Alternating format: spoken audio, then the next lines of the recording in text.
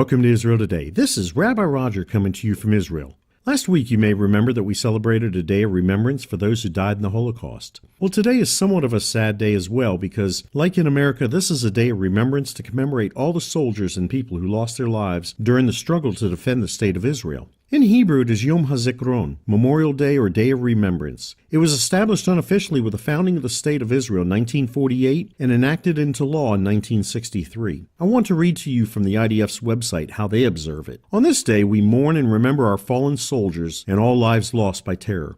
Yom Hazikron, which goes by the Jewish calendar, began yesterday with a siren at 8 o'clock in the evening. As soon as the siren is heard, Israelis stop whatever they're doing, wherever they are, and stand firm to honor those they've lost. People driving on highways stop their cars in the middle of the road to get out and stand in remembrance. A whole office will stop working, and a family having dinner will stop eating in order to spend a minute in respectful silence.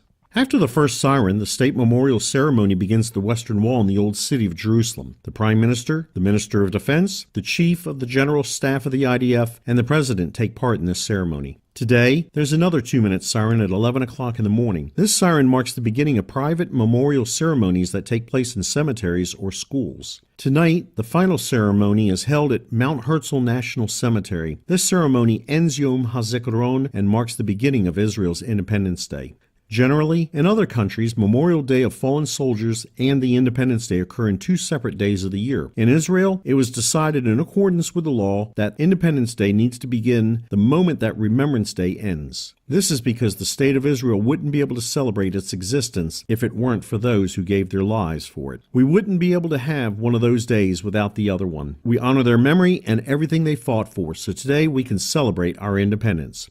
Fortunately, this past weekend there were no military personnel killed in the line of fire, but according to the IDF's Twitter account, here are the statistics from this past weekend. 690 rockets fired from Gaza at Israeli civilians. 240 Iron Dome aerial defense system interceptions. 210,000 children had school canceled. 4 Israeli civilians were killed. War and death are never a pretty picture, but when it happens in Israel, it hits home and people take it serious, even on days like this. So please pray for the families that have lost loved ones because of war-like situations, whether they died fighting or as a civilian. Pray that God continue to cover Israel with Psalm 91. If you want to get in touch with us or get on our mailing list, visit branchofisrael.com. Again, this is Rabbi Roger coming to you from Israel. Thank you so much for listening. Lahid the roads, goodbye, or see you again.